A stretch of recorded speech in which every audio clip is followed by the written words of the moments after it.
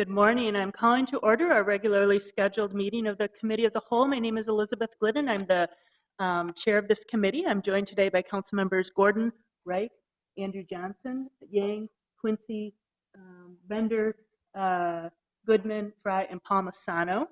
And we are a quorum of the committee. We have two consent items before we turn to a public hearing. And so I will read those and ask for a vote on them. The two consent items are number 2 on the agenda, passage of a resolution relating to performance measures and management system usage and report. This is a requirement of the state that we have voted on annually for several years. Item number 3 is approving the council appointment of Roderick Adams, seat 11, Ward 6, for a one-year term to the Workplace Advisory Committee the term being January 1st through December 31st, 2017. Any discussion? And I will move these two items. Any discussion?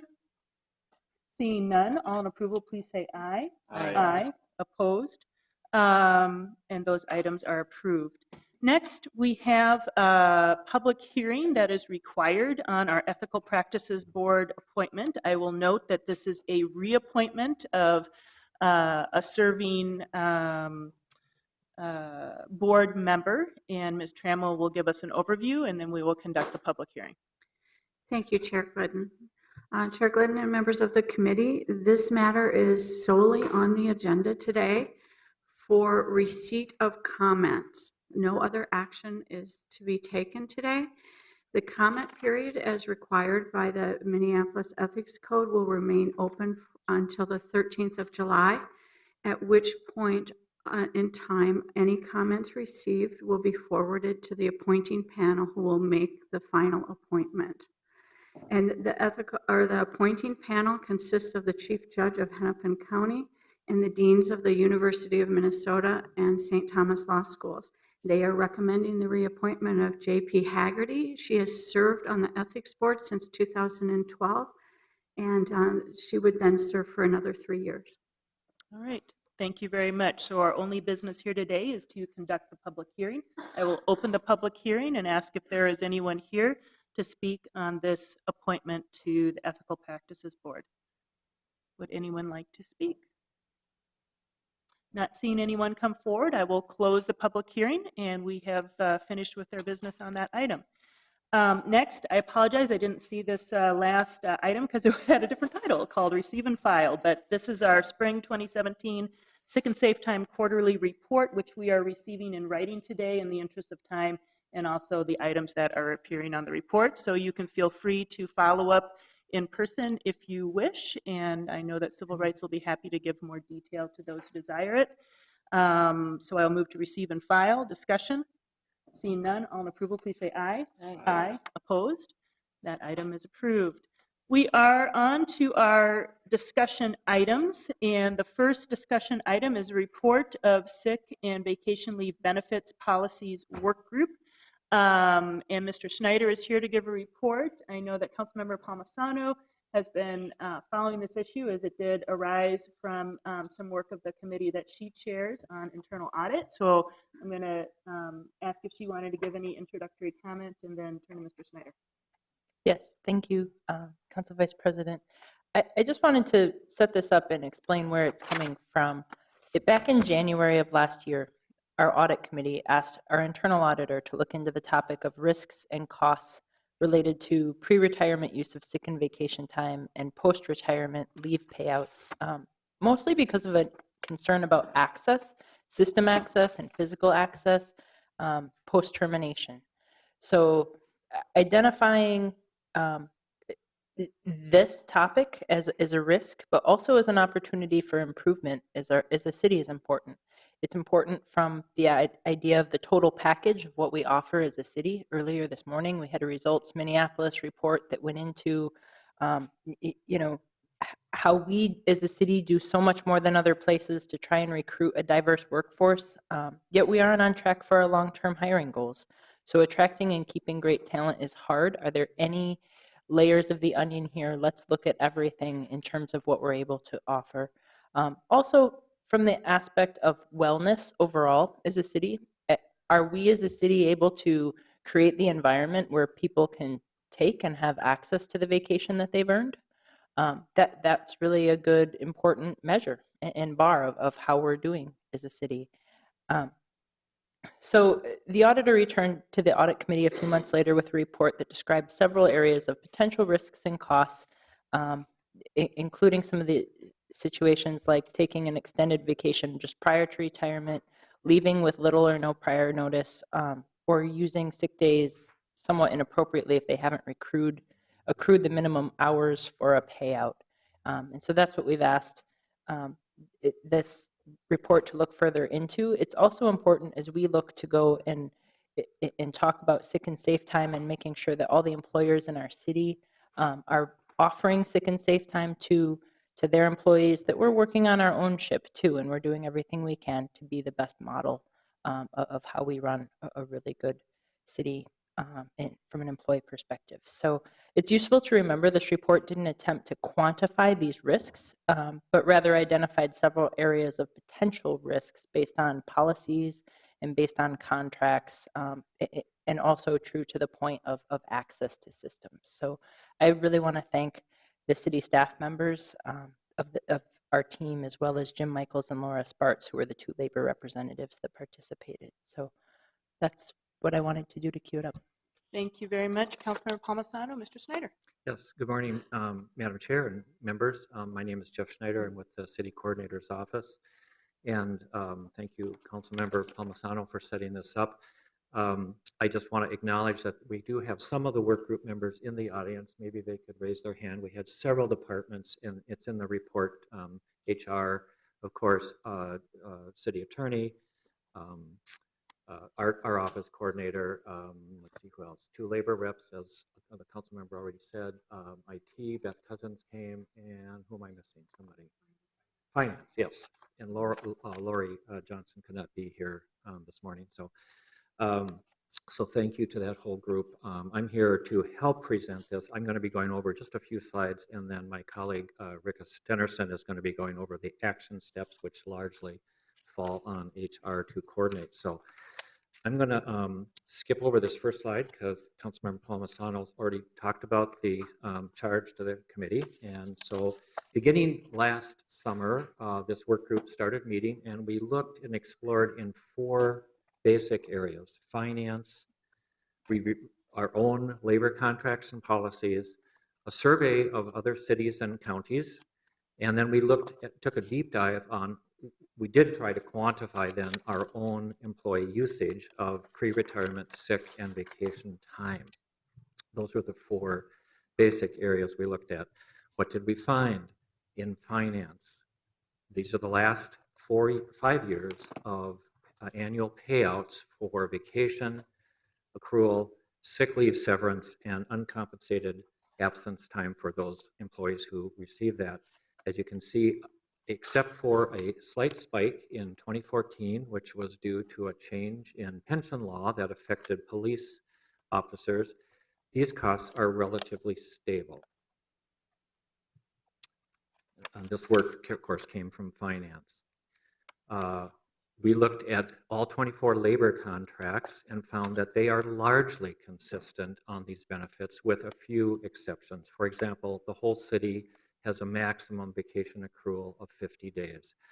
Most of the contracts, 22 out of 24 contracts, require a minimum of 480 hours of accrued sick time before you have access to sick leave severance pay. Most of the sick leave severance pay goes to an employee's healthcare spending account upon separation or retirement. It's a little more divided on vacation payouts. About half of the contracts direct the payments to the healthcare spending plan, and about half go directly to the employees in a lump sum payment. And these are all, of course, in the labor contracts. These are all negotiated items. There was just a few, Councilmember Palmisano alluded to one of the audit findings about notice, pre-retirement notice, and there's only a couple of contracts, 3 or 4 contracts that even speak to this issue of having employees are encouraged to provide a 30-day notice prior to retirement. And then there's a couple of contracts that limit management's ability to deny a vacation just before retirement. And I want to quickly add that that was directed at a particular population, MRF employees, who, because of MRF procedures, there was often a long gap between separation at the city and the beginning of their pension. So that related to that particular situation. So it's not our current recommendation that all of the contracts should be exactly the same. We looked at them, and one of the appendices to this report, which is online, has a table just sort of highlighting some of the main features in this part of the employee contract, sick and vacation severance leave. And you'll see, and the labor contract people and the two labor reps on this are very aware of that. And this will be a subject for, maybe some further discussion down the road in future negotiations. But we're not bringing forward a recommendation that everything should be absolutely the same. We did a survey of other jurisdictions. Where do we land compared to others? And HR staff were very helpful in doing that. We sent out surveys to 90 cities and counties, most of which were not in Minnesota. We got only about 38, I think, not quite 40 back. And where did we land? We landed in the middle, we think, on most of these items. Most jurisdictions that responded do not cap sick time. Most do cap vacation time, like us, at 50 days. In most jurisdictions, what's the number here? 43% indicated that they pay a portion of sick leave as severance. In our case, it's 50%. That was certainly in the middle. And then this third bullet here, most jurisdictions reported they do allow employees to use sick or vacation time just prior to retirement, and that's on a case-by-case basis. So it's sort of, there's no hard and fast rules about that. So we did ask about PTO, paid time off programs. The jurisdictions that had them, largely they were for non-rep or appointed employees. So that's more prevalent in the private sector. Currently, some public sector jurisdictions are beginning to look at that. We did go talk to Hennepin County, which initiated a version of PTO program about 10 years ago. It's not a pure PTO program, but we did look at that. So in sum, the survey, when we sort of did a gut check of how we compare to other jurisdictions, we think we're in the range of what is the norm here. So finally, our deep dive into how our own usage of sick and retirement employees' usage of sick and retirement, pre-retirement, sick and vacation, sorry, pre-retirement went. In general, and this was a key finding, we did not find that over the last 5 years that this was excessive. So on this slide, you'll see on the bottom right, for overall, over the last 5 years, for the 1,309 people who retired, only 12% of them used 2 weeks of vacation in their last month of employment here at the city. And only 5.3% used 2 weeks or more of sick time in their last month of employment. We did not find that to be a large number. However, and so that's a key finding. I just want to say that a couple of times. We did not see widespread abuse of this. When we did a sort by department, there is a big range of usage of sick and vacation, just pre-retirement, across departments, ranging from 0 to smaller departments with younger staff to, as you can see, up to 40% of retirement or separations and retirements in the fire department using either 2 weeks of sick or 2 weeks of vacation in their last month of employment in the fire department. So we will be talking to department heads tomorrow. We're going to be presenting this report at their monthly meeting, and we will share these findings with them. I have already alerted Chief Friedel about this finding for fire. He is not surprised. They have been tracking sick time usage in fire department for 10 or 15 years now. And he showed me quickly a chart of just, he knows on a weekly basis how many people are taking how much sick time. So I would say they're on it, on this issue. So, and I think with that, I'm going to turn it over to my colleague, Rika. So we did have a question before we turn Yeah. to the new presenter. Yes, Council ma'am. President Johnson. Thank you, Madam Chair, and Mr. Schneider. Just a comment, and actually I think I did it yesterday too, that under the findings, you've got to find a bigger font. I can't read it. I can't read it. Anyway, it's a nice graph, but whatever. I'm just curious on this fire department thing. I can't read this under findings again. I'm confused because it says there's a percent under fire of percent using 2 weeks of sick time, 36.7%, and then another number, percent using 2 weeks of vacation time, 12.2%. But then the last column is percent using either 2 weeks of sick or vacation, and it's a higher number. Yeah, well. What does that mean? Am I Okay, reading so something into this? there is some duplication, and that's, the nuance of that we didn't explain. We could have footnoted it. There are some people, a small number, I don't remember offhand, and that would be, I think, we also attached the full table of this as an attachment. There is some version or some small number of employees who use both. Oh, okay. Right, and that's why you can't just add 36 and 12. I see. Okay. That's why it's 40 rather than, say, 48. Yep. So. Okay, thanks. Helpful.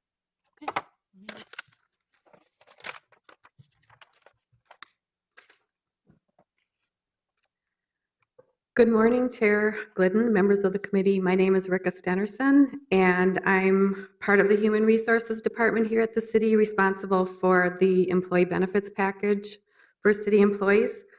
I was part of this work group along with my colleagues in the room here today, and while there were a number of findings from our studies and from the reports and the data that we analyzed, I'm going to just review the main deliverables that have come out of our work group's efforts, and these deliverables are owned by HR, so we will be responsible for ensuring their completion and then reporting back to this group within 120 days on the progress.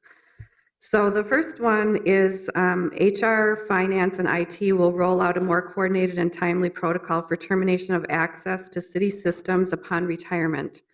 This item, which Councilmember Palmisano mentioned as one of the initial impetus for the study to occur, the work began on that as soon as that report came out. So HR has been working with IT and Finance to develop a more coordinated and timely system for cutting off the access of employees at separation from the city.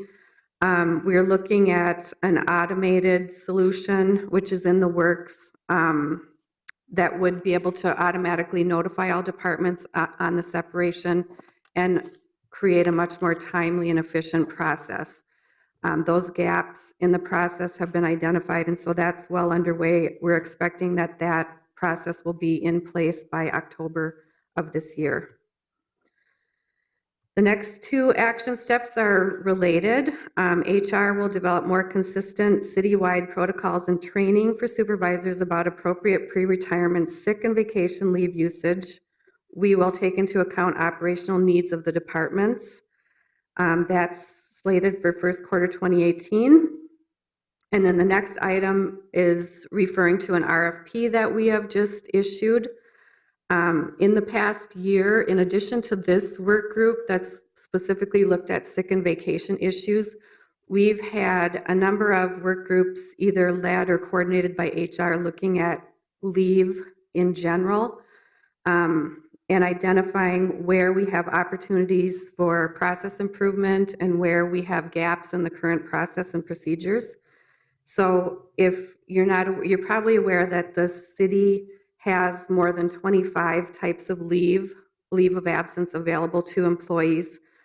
3 of those types of leaves, which includes FMLA, the paid parental leave, and the sick leave donation program, are administered centrally by HR. The rest of those leaves are all administered by the city departments. So overlaying that are all of the state, federal laws, civil service rules, city ordinances, and collective bargaining agreements, which have to be taken into consideration when a leave is granted and approved, and all of those have to work together. So it is a very complex process with a lot of opportunities for handoffs to be missed or opportunities to be made connecting to the employee needing leave or needing health care while they're on leave or needing other programs or resources to ensure that they're connected to all of the benefits that they're eligible for. So we had been working on some of those issues over the past year and involving labor in those discussions, looking where we have the best opportunities to improve that communication and where we needed to focus our efforts. And as a result of that, we issued an RFP, went out at the end of May, and our proposals are due next week, in fact, to look at an integrated outsourced approach to leave management tied in with the city's life and disability benefits.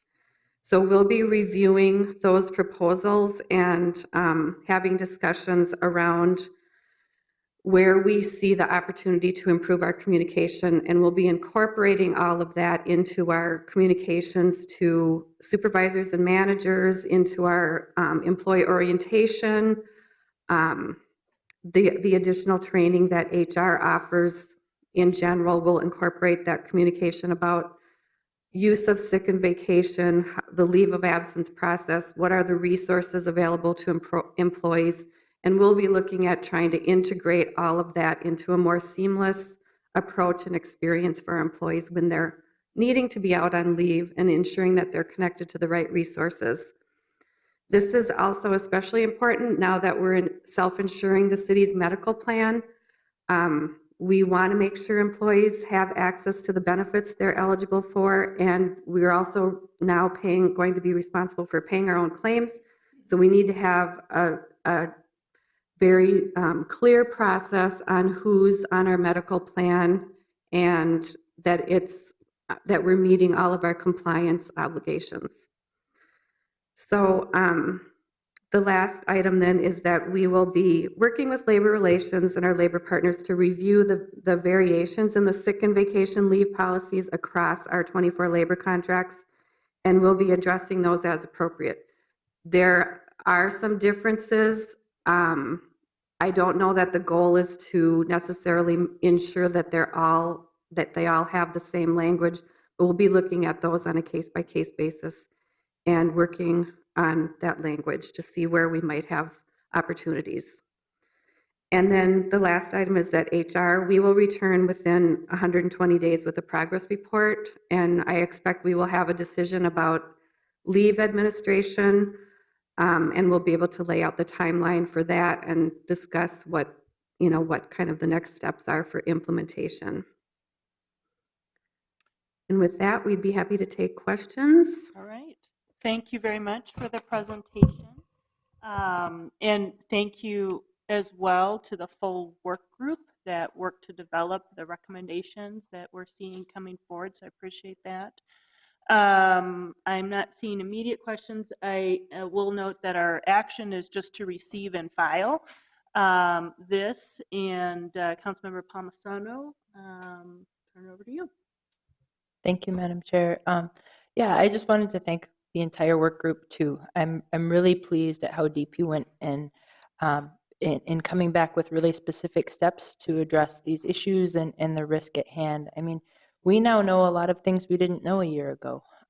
We know that the annual costs of payouts of accrued leave are holding steady and not rising. In terms of this, I personally believe that over time there might be interest from future labor groups to potentially change our leave model to be more consistent with the private sector and in being able to change other things about our compensation and our total benefits package.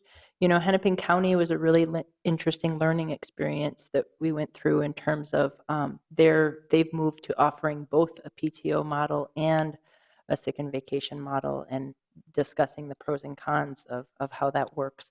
But our policies governing sick and vacation time are pretty consistent with other jurisdictions. It is what we learned through this. We know that the employee use of sick and vacation leave just prior to retirement is not widespread across the city, but there are some variations across departments that need to be reviewed.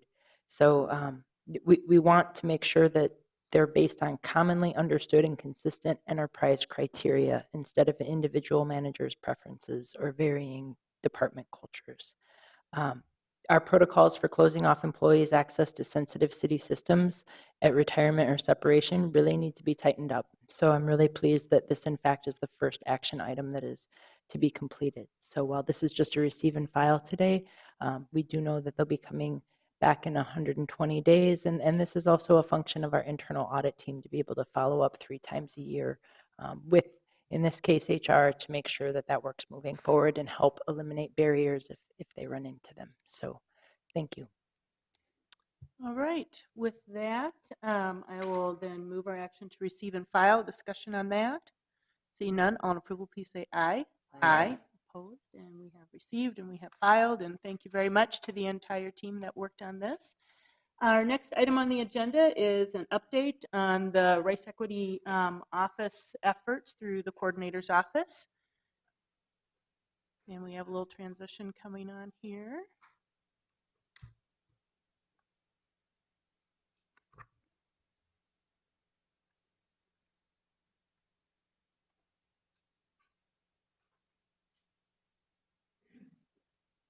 A competition on the USB drive, so just give me one Right. quick second.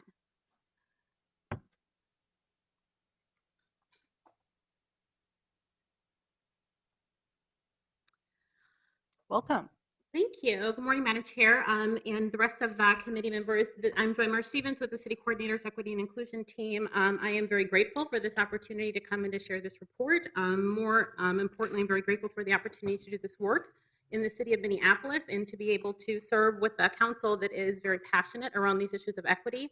Before I get started, I want to acknowledge that my team is here as well. I'm very grateful to have these 3 beautiful women, Christina Manichero, Larice Reed, and Ebony Adedayo, who share my passion around this work of racial equity, both coming from, many of them coming from community and doing really just transformational work coming into the city. And so it's an honor to be able to work with them as well.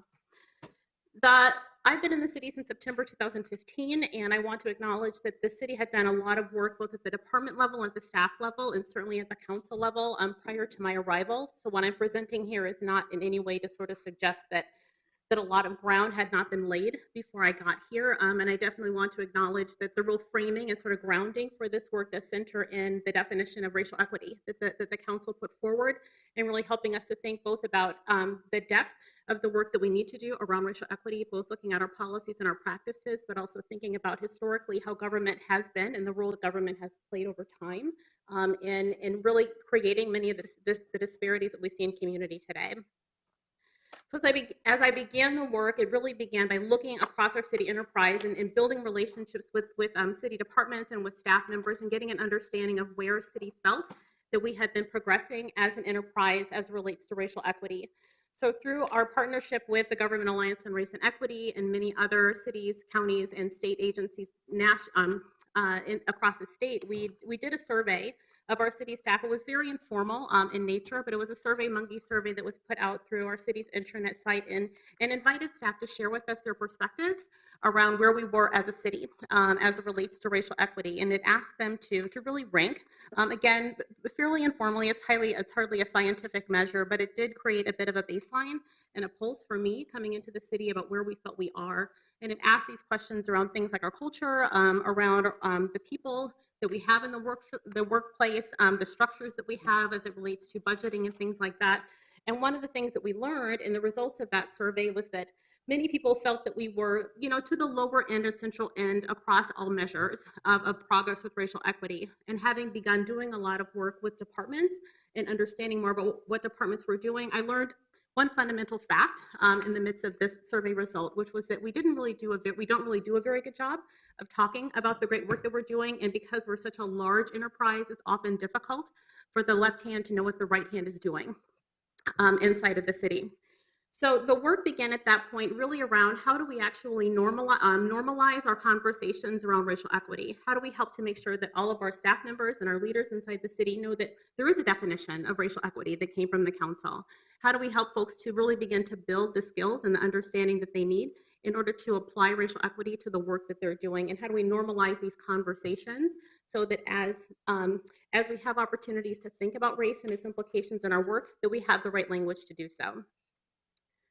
So one of the key ways in which we did that was by developing a centralized resource. It's our SharePoint site, our Equity and Inclusion SharePoint site. SharePoint, when I came to the city, was a pretty new technology for the city enterprise, and it's still relatively new in the enterprise, but what it is allowing us is a centralized place to share resources and tools that help departments and individuals apply a racial equity lens in their decision-making process. But what it also is providing us the opportunity to do is to build a common language around racial equity. We're providing additional resources there like training videos and recommended reading tools and collaboration capabilities so that people are being able to build relationships across the enterprise and coming out of some silos and really beginning to learn more about what the enterprise is doing. In addition to that, we began a lot of really just strategic engagement across the enterprise. We had larger events like the Breaking Ice production that we did with Pillsbury House out at the library, which is probably one of the big sort of kickoffs that we did for our racial equity work. And in addition to that, we spent some time in community with many members of you who are sitting there. I know Councilmember Cano, Councilmember Gordon, and others came with us to South High School to learn more about what they were doing with their math curriculum around racial equity. Others have other opportunities have centered on bringing in speakers to come in and talk about books that they may have written that help us grow our capacity to understand different cultures. And a lot of that was motivated by conversations that I'd had with Council Vice President Glidden around the READ program that we used to have as a city and how we bring that kind of capacity building back into the enterprise. In addition to that, we've also provided some structured enterprise training. We'll talk a little bit more about some of the successes that we've seen there. But that Foundations of Equity series has really provided many staff people across all of our city departments with the opportunity to begin to again, normalize those conversations about race, begin to build relationships across the enterprise, and begin to build the sort of language that helps them think about race in the work that they're doing. These are a couple of different quotes. I apologize that the font is really small, but they're really meant to really represent some of the feedback that we began to get from city employees as we began to do this work in this enterprise engagement, really hearing from people about this void that we had been filling. Many people feeling as though they had been maybe working in isolation, not really understanding that there were other people in the enterprise that were also doing this work, and many people who had been operating without really having the sort of tools that they needed in order to be able to think about race effectively. So by introducing more of these enterprise engagements, by beginning to normalize these conversations about race, there are many people inside the city, as reflected in these quotes, that really began to take advantage of this and find great value in the work. So the Foundations of Equity course that I mentioned earlier, this is a slide showing the results of the first two series that we've done. We started the class back in April of last year. We've run 2 different cohorts so far. Representation from every single city department has shown up in these classes. The first year we had 249 people who came through the class. The second year we had 303 people who came through the class. We were able to graduate, if you will, the first year 12 people who completed all 5 parts of the class. The second year it was 32 people who completed all 5 parts of the class. And the interest that folks have established around this has provided, the opportunity for us to have the class again. So we're starting our 3rd series of the Foundations of Equity actually this Friday.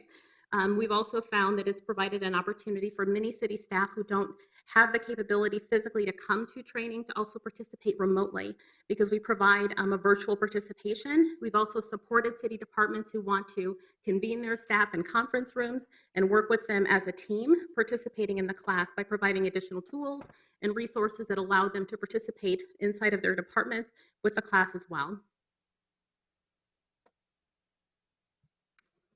So in addition to this sort of training that we're doing around racial equity in general, we've had the opportunity back since September of last year. We received a grant through the Department of Health and Human Services to really look at historical trauma and equity, and as city government employees, how these issues relate to our specific work, and both as first responders, as individuals who may experience primary and secondary trauma in other aspects of their life, whether they are their work life, whether they are first responders or not. And so this grant is allowing us to do a lot of capacity building for our city staff around understanding trauma in the workplace, fostering greater resiliency, but then more importantly, as it relates to this conversation, understanding how trauma shows up in our communities that we serve. And so that includes all of the communities that we're serving inside the city of Minneapolis, with a specific focus as well on our communities of color and our Native American communities. So within the next year, we're beginning to start some work right now with the Welcoming Cities Task Force and looking at specific training that helps to grow our city's capacity around immigrant and refugees and how trauma is showing up with them, particularly in light of federal actions around immigration. Additionally, planning training for our first point of contact staff, our first responders, and our first point of contact staff, which can include everyone from those who work in sanitation, who are out in community as traffic control officers, but essentially anyone who's interacting with community. How are we growing their capacity to be effective, particularly in working with communities who are experiencing trauma and the stress that comes from it? And then lastly, looking at supporting our city departments, who are really, many of them taking very pioneering steps and brave steps to create safe spaces for their fellow employees to come together and to talk and to just have space to actually digest world events that happen.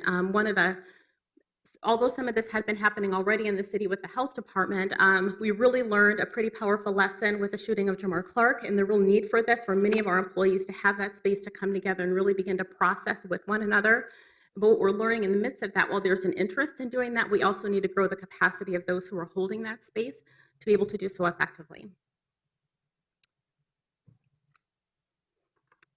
So as I mentioned, there's the department training that we're doing with the Foundations of Equity, as I mentioned, but we're not the only game in town. We certainly recognize that we have, as a city enterprise, our departments are allowed a lot of autonomy to go out and explore the sorts of training opportunities that make sense to them. So this is just a high-level sort of snippet of some of the many different ways in which our departments are going out and seeking opportunities to grow the capacity of their staff to be effective as it relates to racial equity, in addition to the offerings that we have as a city enterprise. So in addition to training and looking at individuals and individual capacity, we know that in order to really move the dial, in order to really be able to affect organizational and systems change, we have to actually operationalize this work, which means we have to move beyond the individual and individual growth and actually move into how we're supporting departments and, again, thinking about race in the work that they're doing and building the relationships in order to effectively do that. So team building has become one of the key places in which I've been learning since I started at how to extend my reach into an organization, really feeling like the role of my team, myself and my team, is really more to be consultative, but to really be effective, it's how are we actually growing capacity of people inside teams, inside departments, to build teams and to grow together.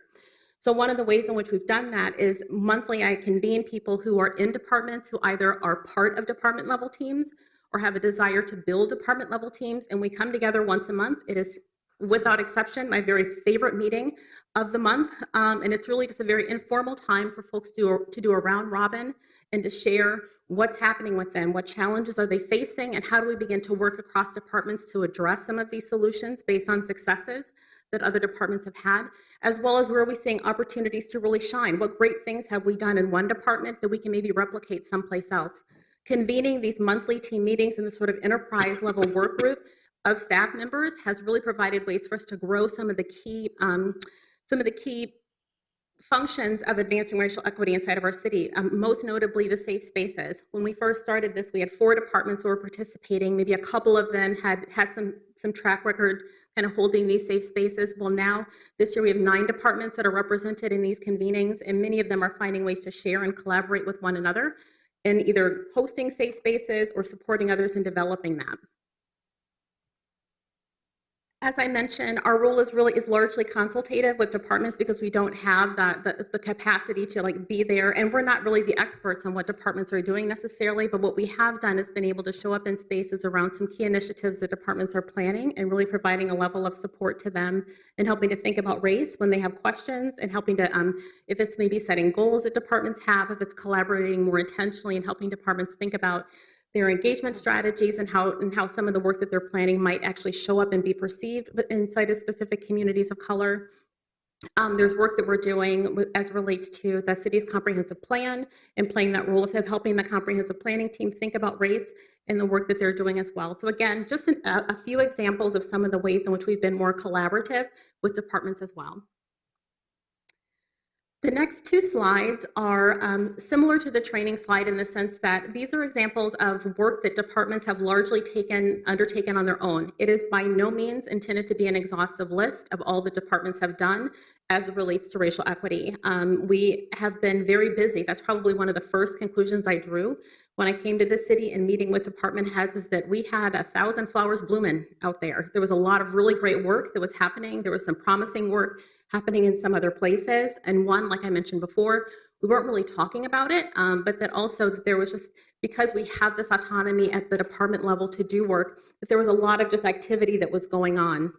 And so again, just really wanting to highlight a few of the things that are here representative of some of our departments. My team, so last year we started with our urban scholars, with a project with our urban scholars to begin doing some department level interviews. As I mentioned, the right hand and the left hand really didn't know what were happening inside the city as it relates to racial equity. So these department level interviews helped us to capture narratives at the department level. This year, my team is doing more work to refresh these department narratives, and that's where a lot of this content is coming from as far as examples of what departments are doing. Our intention is to take this information and to repopulate our SharePoint site, to refresh our SharePoint site, but then also to take this and some of the other results of our work and to produce this onto an external facing website for community. So the community's questions can also be answered related to our work. So I can lift up some of these just as examples. I know one of the things that I know is pretty recently is the work that the city attorney's office has been doing around implicit bias training, mandatory implicit bias training with their prosecutors and work with defenders from Hennepin County, prosecutors in-house and defenders from Hennepin County. So working in this sort of mandatory training as an example of something that the city attorney's office is doing. Regulatory services, lifting up the example of what they're doing around looking at their job classifications and looking at ways to create greater on-ramps for individuals, particularly for those jobs that largely are opportunities for communities of color to come in and join the city. And the regulatory services example is similar to other departments like the fire department, like the police department, who also create some of these pathway programs. So again, just another set of examples of what departments are doing. I'll point out just in no specific order of preference, but the Finance and Property Services team, when I mentioned that department level meeting, there's a woman from Finance and Property Services who had been participating because she wanted her department to form a team. And so she did a lot of legwork over the course of a year to build the support from her leadership in order to build that team. And so a year later, not only does Finance and Property Services have a team inside their department, that team is co-chaired by the Deputy CFO of Finance, and they also have a lot of really strong passion around what they want to do. They're really trying to think about all the different areas in which they can actually think about race in the work that they're doing. And so while enterprise equity and inclusion does address a lot of factors, there are also a lot of other initiatives and efforts and teams inside of the city coordinator's office that also look at equity and the work that we're doing and focus at an enterprise level, both from teams, if it's the Promise Zone, if it's creative city making, if it's the innovation team, or some of the other opportunities that the council has provided for the city coordinator's office to lead and to coordinate with others, thinking about the minimum wage study or earn sick and save time. Again, lots of efforts that are happening around equity at the enterprise that aren't necessarily tied to our team, but certainly reflective of the city's great passion in this area. So moving beyond the operationalizing, if you will, of racial equity is also institutionalizing equity. And by institutionalizing, essentially what that means is how are we building the actual bones and infrastructure inside of our city so that racial equity and thoughts about racial equity are part of our everyday decisions and part of the culture of the city in which we live. which involves both working across departments. It means working intentionally with other agencies and other outside partners who are also thinking about race, so that the solutions that we're finding we're not creating in a silo or in a vacuum, but actually doing them intentionally in relationship with others. So 3 examples that I'll lift up related to that is the work that around the supplier diversity. Supplier diversity was an opportunity for us to bring together staff from the finance department, from civil rights, from the city attorney's office and the city coordinator's office to really begin to think about and dig into where were the opportunities for us to think about ways to expand opportunity for women and minority-owned businesses. As a result of that, looking at our systems, looking at our policies, and again, removing some of those barriers, one of the outputs that came out of those supplier diversity conversation was the recently minted target market program in the city. Second to that, I'll talk about our engagement design team, which is an opportunity for our equity. I sit on the team along with representation from our city clerk, from our arts, culture, and creative economy, our neighborhood and community relations, our 311, and I'm missing someone, communications, who are coming together on a regular basis to support departments in a much more comprehensive and strategic conversation as it relates to engagement. So how are we providing our staff with a more efficient way to hear from all of these stakeholders around engagement and around communications and around equity in the work that they're doing? So tackling these sorts of problems, supplier diversity and engagement and communications in much more strategic ways. And then lastly, it's the Welcoming Cities Task Force, which I know this group is very familiar with. But again, bringing together across city, diverse set of stakeholders, again, to attack a challenge that is more than just something that one department can resolve, but ways in which for us to work together. Lastly, I'll talk about 2 key things that are more centered on the work that my team does and not representative, again, of all the places that are happening in the city, but 2 key ways in which we move from institutional to systemic equity and building relationships is first with the affiliation that the city has with the Government Alliance on Race and Equity, which is a national group that works with cities and regional and state level agencies who are looking to advance racial equity. Our participation in GARE, which is the acronym, and GARE has allowed us the opportunity to really work with others to build a community of practice around racial equity. I sit on the steering committee representing the Midwest region in partnership with a woman from the city of Madison, Wisconsin. But we've really been able to benefit tremendously from this relationship by learning some best practices, by sharing some of the tools like the toolkit that GARE puts forward, and other ways in which some of our city staff have been able to use that network to showcase their own work, like our civil rights director, our neighborhood and community relations director, and so forth. And then lastly, as I mentioned before, we have the grant through the Department of Health and Human Services around equity and trauma, which provides us with that inside-outside relationship building, both inside the city of Minneapolis and with the other 7 grantee sites. Then lastly, we'll talk more about, again, how do we put some of those bones and some of that structure into the work. One of the key lessons that I learned in my first year here in the city was really the need for many of our staff inside of our departments and leadership inside of our departments to have more of a formal structure around how the city was advancing racial equity. Part of that meant centering a leadership team through the city coordinator's office that was going to be that visible leadership body around the work and really helping to own the city's racial equity action plan and really be able to help provide some direction and some guidance to our department leadership around how we wanted to move the work forward. And secondarily to that, because we had seen so many people participating in training and looking for ways to, again, to grow their professional development in this area, creating a set of racial equity coordinators from different departments, individual people at different levels of either supervisors or frontline staff who can come together and help us really advance some of these enterprise initiatives. So really both extending the capacity of my team, but then also helping to extend the capacity of departments by moving some of this work forward. For instance, training of additional staff people in the departments, helping to build some consistency around how department teams are being established and the work that they're doing. We're in the process right now of interviewing for racial equity coordinators. We had about 20 applicants to our first process. We've begun some of those interviews and are very encouraged by the sort of people who are coming forward. We had interviews yesterday. There were people who were laborers. There were people who were supervisors in their department. And so very encouraged by the sort of mix that we're going to have when we finally put the team together. If you still have questions, which you may, I want to just thank you for the opportunity to come and present. This is our team. This is who we are. And so as this gets published externally to the city through the city's city council pages. That website that's there, equity and inclusion at minneapolismn.gov, is a great way to get in touch with us for folks who have questions outside of council. Thank you very much for that report. So we'll turn to some questions. Councilmember Gordon. Thank you very much, and appreciate the presentation and all the work that's been going on. It sounds like we're really doing a good job of kind of embedding this work throughout the city, and I really appreciate that. You've probably heard me talk about this before, but I do think it's important that we get a way that we can be more transparent and accountable to the general public over this. And I'm concerned that SharePoint is just an inside site. And am I right? Nobody outside of the city enterprise could access that?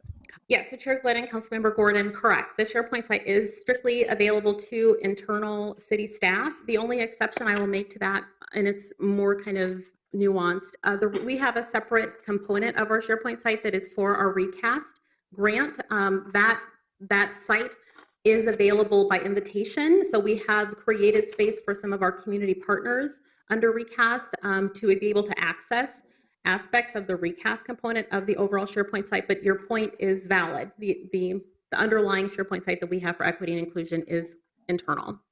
So then when I go to the city coordinator's site, I don't even find a tab that I can click on for the Office of Equity and Inclusion, like you might find for sustainability or for emergency management. And I think I think we should get that set up as soon as possible, because it's hard for even people inside the enterprise to access things in the usual way if it's all packed up in SharePoint, which is a great looking site, and I've been there and it's wonderful. So I just really want to push us to hurry up and get something built on that, on the city's regular site, so that folks can find out what we're doing, can see the reports. I mean, for this, they can access it if they go to the meetings and all those things, but it would really be great to have something posted there. So I'm pushing you to next time you come here, at least we'll have, or maybe next week, I don't know. So no, I'm not going to do a staff direction on that or anything either. Partly then, related to that, I'm curious about the equity action plan, which gets referenced. Yes. And I know that we have a 2016-2017 equity plan that's kind of a column and templates. But I think that what would really help us get the work organized better if we had a formalized, approved equity action plan. And I don't believe we actually have one yet, do we? So Chair Glidden, Councilmember Gordon, what I did not mention in the presentation was in 2016, there were a set of staff from across city departments who participated in a cohort through GARE and the Minnesota League of Cities around racial equity. And so we spent that year in relationship with other cities and state agencies and county bodies, building racial equity plans and addressing some of the kind of core components of advancing racial equity around engagement and things like that. So as a result of that year-long cohort, we did come up with a draft plan. And the goal at this point is, to your question, no, it has not been formalized at this point, but it does provide fodder and content for our Racial Equity Steering Committee to take some ownership of, and to work in relationship with me and with these equity coordinators and the other women on my team to really think about how we move that plan forward. So the content is there, the fodder is there, and we just need to bring some of that together. So we're close, is my point. And I think that I was able to find the equity plan, which is in columns. It's kind of a grid or a Yes. spreadsheet right now in that formation. It hasn't been approved by the council. I think that would be a really important piece of work. I think actually the first, one of the first things on there is the establishment of a strategic leadership team. And you just told us that you were going to establish that steering committee now, and you identified the department heads who are going to be involved, and I think that's fantastic. What really works well for me and for policymakers, I think, is if we then have an approved action plan that we can look to and say, these are the steps that we said we were going to take as a city, and how are we doing? And so if that was a part of the work of the new steering committee, that would be fantastic. And then I just, one last kind of comment or question. I remember back in 2014, Council Vice President Glidden was talking about two things. One of them was an action plan, and I think we all were, that we're still kind of working on. And the other was some kind of a Racial Equity Commission. And this, I think, was a little bit distinct and different from the steering committee, which is an internal work group of the city. But there was some interest about could we have a group that included community members that could also have some outside expertise and standards and values that they would bring to bear on this and say, city, you're doing okay there, not so good there. How about this idea, or and that kind of thing. I thought that was a useful idea. It seemed pretty clear in 2014 it was an idea we weren't ready for. So I just want you to maybe take that back to the steering committee and think about that. And I know you have a lot going on with recast and everything else too. And so a little of this is that what we had grew in a different way than we expected because of this fantastic grant. But I would like us to keep that idea alive. And I think there will be a time when we're ready for it and it could be really useful. I'm not saying it necessarily is now, but the fact that I brought it up and reminded everybody of it, I think will keep it, will help keep it alive. So thank you very much. So I put myself in queue here, and I had, I think, mainly some comments. So first, I just want to say that, you referenced the League of Minnesota Cities, and I bring this up again because I'm on the board of the League of Minnesota Cities, so I might know a little bit more than some of my colleagues do about some of the efforts, and they have now placed a staff person inside their organization because they have so many requests from cities to get support, training, structure recommendations, and other things around race equity work. And so I just say this because the city of Minneapolis is not alone, and cities throughout the state of Minnesota are, from little towns to bigger cities in the metro area like us, are understanding that they need to identify how they can best invest in this work. So I just thought that was important to mention, that we are part of a group of cities that are investing and trying to understand what are the best investments in the work. I thank you for the report. It's, there is a lot of kind of places that your fingers are at, and it was good to see the work kind of themed out.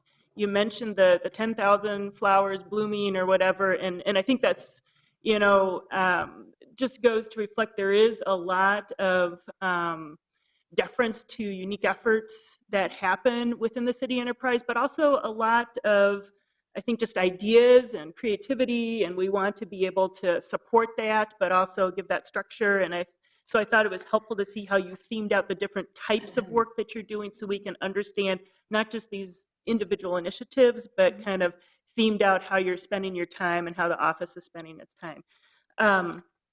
I'm just going to be kind of quick in the interest of time here, and I think I have a couple comments for consideration for the future, and honestly, I'm not sure if they are even so much for you as for the coordinator's office, because I think these are kind of decisions about kind of what's the direction and where does the investment go.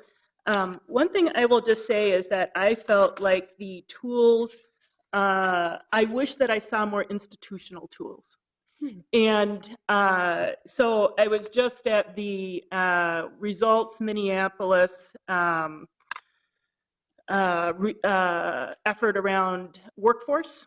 And one of the comments that I made there, I feel like is kind of applicable here too, which is, how do we balance ensuring that we are giving kind of what has been our culture in the city of Minneapolis, but deference to departments to pursue efforts that fit their workforce and their departments, versus when is it appropriate to have kind of a broader range of enterprise tools or expectations that then those departments can match themselves to. So that is where I am posing this to, again, I think there's a little bit more to kind of count city coordinator leadership, but what is that better balance of tools, and how can we continue to add to that list of both tools and expectations around the race equity work, so that we are assisting the departments more both with how they then can individualize their work to match their workforce or their divisions and departments, but match up to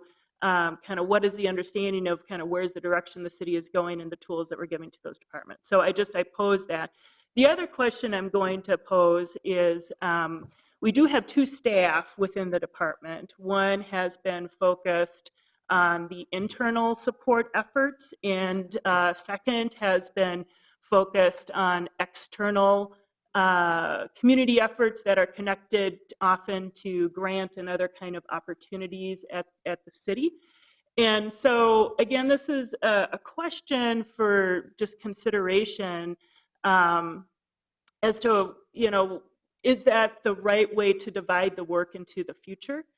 Personally, I feel like there is a great need for additional support of the enterprise efforts and what happens internal to the city to provide that support. Clearly, in addition to trying to develop kind of more structured tools, you are doing an awful lot of consultative work and participation in teams, from your staff writ large. But you're doing that because departments are asking for that. So anyway, I just pose that as a question more for consideration. Is that the right way to divide our work into the future? Or is it about how do we continue to build capacity in other departments that support the community work and then be able to continue to expand our work that serves the enterprise writ large? So anyway, and again, thank you very much. Councilmember Bender.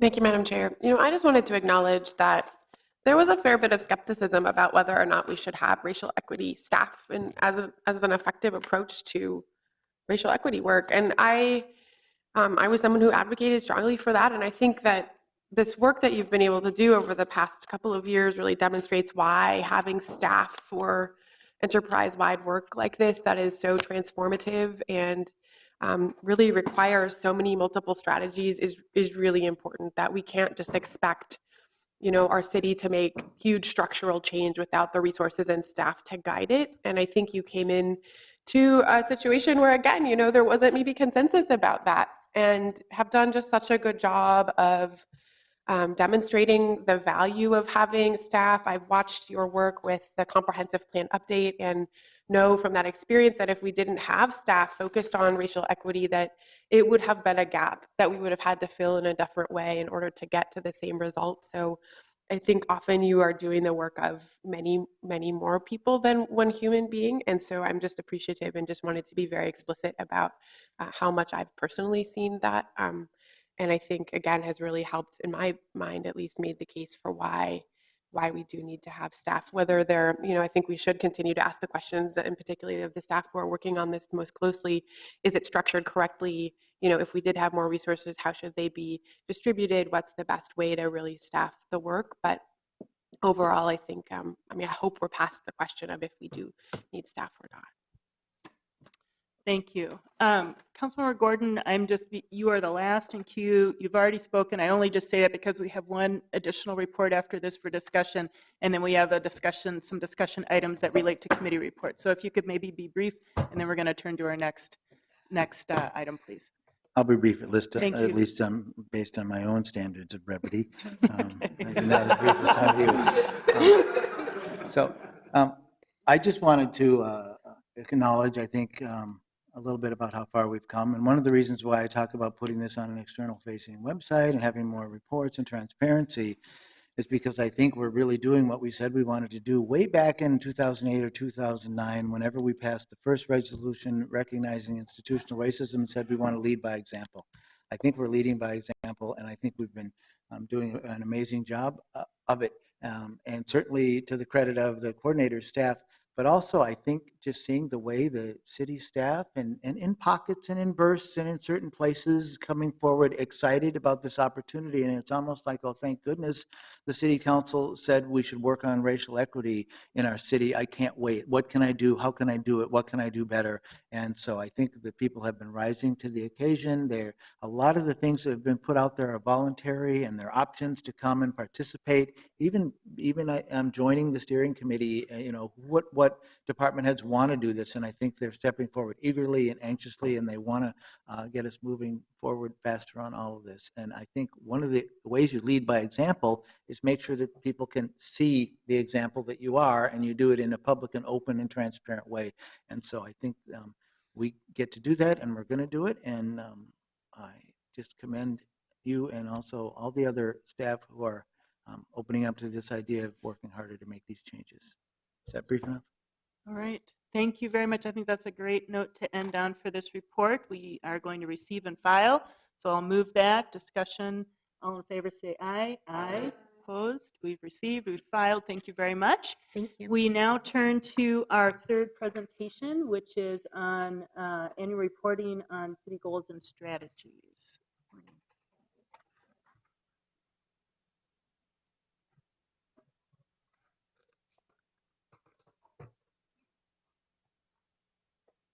Hope you don't mind if I say if I'm pregnant and I'll sound like I've run a Okay. marathon if I don't sit down. So, good morning, Chair Glidden, council members. I'm Andrea Larson. I'm the manager for strategic planning and analysis in the city coordinator's office. And I'm here to give an update on a staff direction from 2014 about Results Minneapolis, to walk through the progress and then talk a little bit about next steps. Perfect. So in 2014, the City Council asked the City Coordinator's Office to develop measures and reporting that would help us understand our progress toward our city goals, and that would inform our city planning. We were also asked to seek community and stakeholder input in the development of the measures and the progress reporting. In September of 2015, the City Council adopted 30 measures, which we call our community indicators. These measures were developed with input from community, city staff, city leaders, and they were also informed by a series of strategic directions conversations, which were conversations with key stakeholders around each of the 29 strategic directions. We were then asked to report on progress toward the city goals using our community indicators. As you know, our city goals, our strategic directions, and the metrics that were adopted are really high-level metrics. They can be difficult to report the city's progress specifically on. And so there were a few ways we could have approached reporting on progress. For example, some cities choose to make metrics dashboards that show all of their metrics and how they relate to their city goals. For us, that would have looked like 30 metrics on a page, 30 charts and graphs showing measures like the poverty rate going up or down. And we really didn't feel that this was going to be an effective way to show the city's progress on these measures. We also know that that kind of information is available in many other places like Minnesota Compass and the State of Minnesota dashboard. And so instead, our interpretation for how to report on progress towards these really high-level goals was to try to get really focused on these measures and see what the city's role specifically was on these metrics. The way that we decided to do that was to report on 1 to 3 indicators together at a time, and then to really hone in and focus on what specifically the city is doing, how we're doing on our work toward those indicators, and what we can or should be doing differently. So these are our city goal results roundtables. Some of you were able to attend the roundtable this morning on our city workforce. And they really offer an opportunity for us to have a more detailed conversation around the city's work specifically toward these goals. They also offer an opportunity for us to engage outside stakeholders in a way that like a dashboard wouldn't. So we involve external stakeholders in the development of all of the reports. And then, as you can see, about 1/3 of the attendees at our roundtables come from outside of the city. In the last year and a half or so of trying out this model, we know that there are parts of the program that are working and there are parts that are not working. One of the things that are not working as well as what we wanted it to was the ability for the program and this model to really inform city planning priorities and decision making. So this is the impetus for us seeking help from What Works Cities. What Works Cities is a Bloomberg Philanthropies initiative helping cities better use data through pro bono technical assistance. The way they work is it's a short-term engagement. They come in and assess a program, provide findings and recommendations, and then help us run a pilot of the recommendations that they make. We're just over halfway through our short-term engagement with them. So we have some draft findings and recommendations that I'll share today. And then we're starting to test these recommendations with the department. Public Works has graciously and enthusiastically agreed to take on this project with us to develop a proof of concept. The pilot will be complete in July, and at that point, we'll have a tested model to start to roll out to the rest of the city, department by department. So I'll just cover some of the initial findings and draft recommendations from What Works Cities. The basic findings are that most stakeholders, through their analysis, see value in results, but the value and purpose of the program varies greatly between departments and across stakeholders. And without a really clear purpose, that makes it hard to have focused conversations and get to actionable or concrete action steps coming out of reports and meetings. So their recommendation is for us to really focus on how we can build in, action orientation more concretely into our program. And to do that, we need to be more efficient about how we report our work to make space and capacity for the ability to start acting on the ideas coming out of the meetings, and then make sure that we're providing just support to departments in their ability to implement some of the ideas and actions. So I'll talk a little bit about how we are thinking this will actually look in the future. So essentially what we know is that the program has been really good at planning and reporting, but there's this third body of work around action that has been missing. While it can and does happen, it's not operationalized in the same way that our planning and reporting is. But adding this whole third body of work around, action orientation means that we need to be really thoughtful and rigorous and efficient about how we do our planning and reporting in order to add this third body of work. So how this is starting to shape up with Public Works is that, through our pilot, is that one of the clearest ways to make our planning and reporting more actionable is to connect what we find out through our reporting to how we are making some of our resource decisions.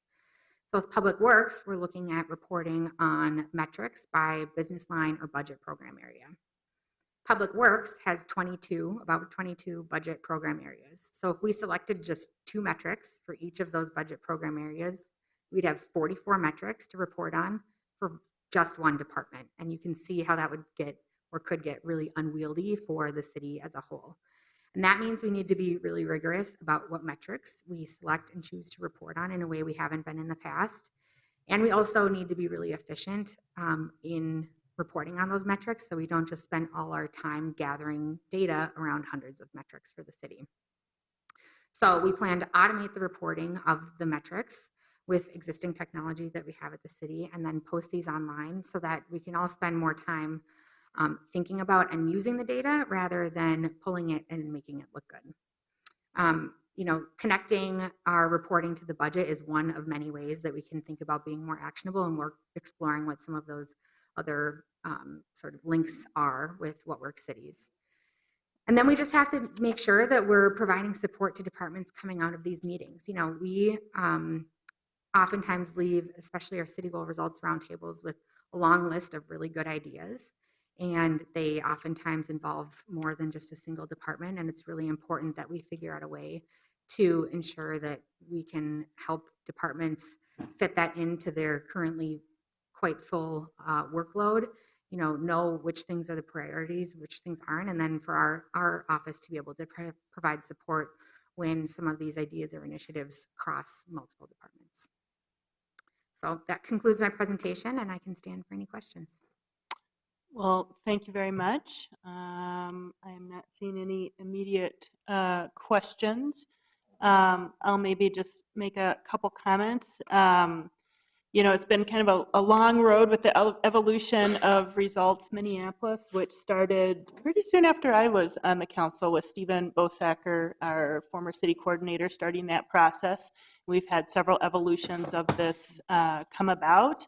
From a personal standpoint, I find the information we get from Results very helpful. And I'm glad that we're trying to identify some steps to make it more helpful, particularly to the departments. I was particularly interested in your presentation on how you're trying to figure out a better way to focus on the action steps, because I think how do we make sense of the data has not been the highest priority. Kind of the presentation of the data has been the higher priority, and it seems like the action is what then can connect to operational changes or policy changes that the policymakers are involved in, or whatever that may be. So I just want to say thanks for those efforts. And with that, we will receive and file this report. All in approval, please say aye. Aye. Opposed? And thank you very much. Thank you. So we now turn to committee reports, and I am going to request if we could please do the Intergovernmental Relations Committee first, as we have both staff as well as some community members here who have been waiting for this. And just to kind of set this up a little bit, our major action in the committee this cycle is submission of our very first iteration of the city's bonding list for the next legislative session to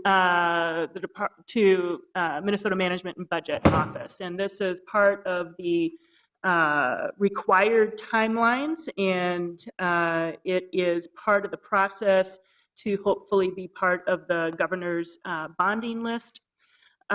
We did adopt an initial list. One of the issues is that we had a lot of success in the last session, and so we are building essentially a new list of requests for bonding dollars. We had a staff direction at the committee to have further discussion and consideration of 2 items, both of which were discussed at the committee. The first is the Upper Harbor Terminal. This is an item that the city has requested support for in the past from the state. It is an item that is clearly a high priority for the city as a whole through the work of CPED in partnership with other departments. It also is a project that maybe, I don't know if you probably wouldn't say unique, but it is a partnership project with another jurisdiction, although that jurisdiction's a part of the city, which is the Park Board. I just say that because the Park Board submits their own bonding list. And so we had a request to kind of continue to monitor what was happening with the Park Board list, and maybe I'll just ask Ms. Lesh to respond on kind of what is the updated recommendation from staff relating to Upper Harbor Terminal, because this then relates to our bonding list. Thank you, Madam Chair and Council members. Melissa Lesh with the Intergovernmental Relations Department. And on the question of the Upper Harbor Terminal, we have had extensive conversations and communication with staff at the Park Board. As Madam Chair noted, the preliminary submission deadline for the Minnesota Management and Budget bonding process is this Friday. And what we discussed with them was who the lead agency would be in submitting those documents to MMB. Just because one jurisdiction is the lead agency, that does not preclude another jurisdiction from lobbying heavily for a project. It's really more kind of a technical question as to who's going to be submitting the paperwork and going to have that on their bonding list. And so in communications with staff, there does seem to be staff consensus that it would be most appropriate for the city of Minneapolis to be the lead agency. A lot of the initial money that will be going towards the project would be for city-related infrastructure as opposed to the eventual park portion of the project. So that would make sense. And as Madam Chair also noted, we had success in the 2017 bonding cycle. And so our bonding list is also shorter than theirs. So we have a little bit more room in our dance card, so to speak, politically and capacity-wise to take on this project. So, Madam Chair, where we're at with that is that does seem to be the consensus with staff. But because the Park Board did vote and did pass a resolution, staff does need to work with Park Board council members to amend that resolution. So what our suggestion is right now is that actually both the Park Board and the city can submit our proposals to management and budget through their electronic system for the Friday deadline. And then if the park board council members do vote to then amend their resolution, we could then delete the park board submission if we move in that direction. Okay, and I just want to also note, I know that Council President Johnson has been in touch with Park Board Superintendent Jane Miller. I have also been in communication with her about this, and just to say, I think that having those multiple lanes of communication is good, and she certainly seems in full support of this direction. And just for colleagues, I've passed out a motion. It actually has a couple of different motions. Again, this is for discussion with colleagues. So before we make any motion on Upper Harbor Terminal, I just wanted to turn to the second part of the staff direction, which was authored in the Intergovernmental Relations Committee. And this relates more to a newer project, or newer to the city, I should say, which is a project proposed by the Friends of the Lock and Dam. We have a title of the Falls Project, and so I guess maybe we'll see what it continues to be called. And this was not a project that was on the staff's recommendation list presented to the committee. We did have some discussion of the project in the committee. I'll just say I have primarily had discussions with council members Fry and Council President Johnson. I'm sure other council members who are interested in, Councilmember Quincy, other council members I know who may be following and interested in this project. My impression has been is that there is definitely policymaker interest and support for the project. And I think some of the questions from the committee back to staff were what would be the implications of putting it on the bonding list? What are other things that we could think about, and just make sure that we get a good report back from staff on what might be the options there. And so I think some of the questions that are posed, and then we have a suggestion that of a couple of motions actually that we can discuss maybe after hearing a bit more from staff. Were if the project is not formally on the bonding list now, but we decide to add it at a later date, which there is a second opportunity to add to the management and budget project list, a formal opportunity, would that disadvantage the project in any way? I think some questions out there are about, when we start promoting our projects on the bonding list, there are a certain number of things that happen, including being on a bonding tour and other ways. So I think those were some questions. And then the other set of questions were a little bit more about what are the implications of putting it on the list. Not everyone is fully familiar with the bonding process and what are the requirements. And I think there are also some questions just because this is a piece of public infrastructure that we're discussing, even though it is not today city-owned public infrastructure. And so what does that mean in terms of trying to find what's the right vehicle for showing support for the project, and making sure as well that at the city we've done our due diligence and we're fully understanding of any implications. So. Thank you, Madam Chair and council members. I think you summarized very thoroughly what we have been trying to put together for you over the last 5 or 6 days.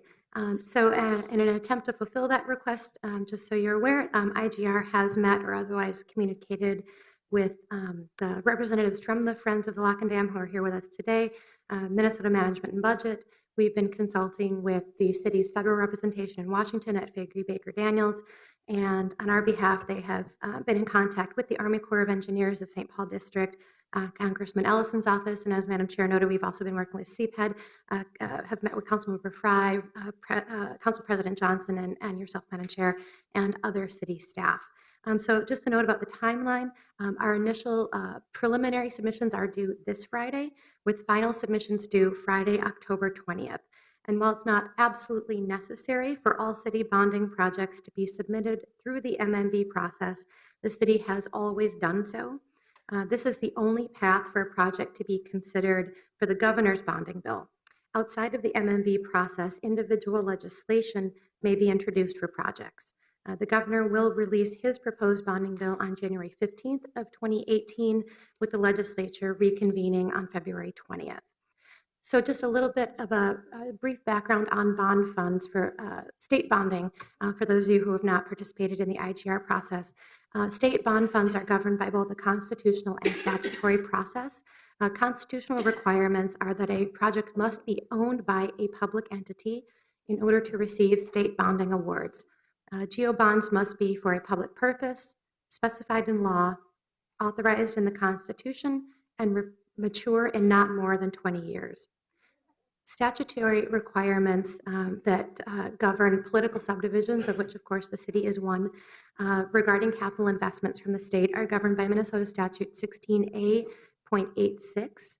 And the most important takeaway from there, in addition to the public ownership, is that a 50% match from non-state revenue sources is required of all capital investment awards to political subdivisions, with very few exceptions. So it looks like we have a couple of questions. I want to make sure we can take them in case they're on kind of these points you're going over. Councilmember Fry. Thank you, Madam Chair. You mentioned that and thank you, Ms. Lesh, for all of your work on this. I really do appreciate it, and for both you and Mr. Ranieri meeting with me the other day. You mentioned that capital projects almost universally go through the MMB process. Does that necessarily mean that they are put forward up front in the June timeframe as opposed to later on in the October timeframe? Madam Chair and Councilmember Fry, I would say that local unit of government projects go through the MMB timeline, and that is specifically for political subdivisions that submit through MMB, as well as state agencies submit their capital investment requests through MMB. So other organizations like nonprofit organizations, things of that nature that are not political subdivisions of the state, they do not typically go through the MMB process unless they are being submitted by a local unit of government. They would then usually just drop in a piece of legislation for their own individual bonding request. So in the past, the county, the city have in the past submitted requests on behalf of nonprofit organizations if they were going to be considered under the umbrella of the city's process. And we always do see some fluctuation between the preliminary submission and final submission. That's why they leave a long period of time, because they know that the time period between traditionally the end of a legislative session when the preliminary project submissions are due, that time frame is often very short, leaving a lot of unanswered questions. Some projects maybe aren't ready for that preliminary submission. Maybe jurisdictions add them to the preliminary submission. You do some homework over the summer, you find out they're not ready, then you delete them or you add them. Because that time frame is so short between the end of session and when preliminary submissions are due, it really is that October final submission deadline that's so significant. And Madam Chair had referenced the tours, and I know that that's a consideration for the timeline.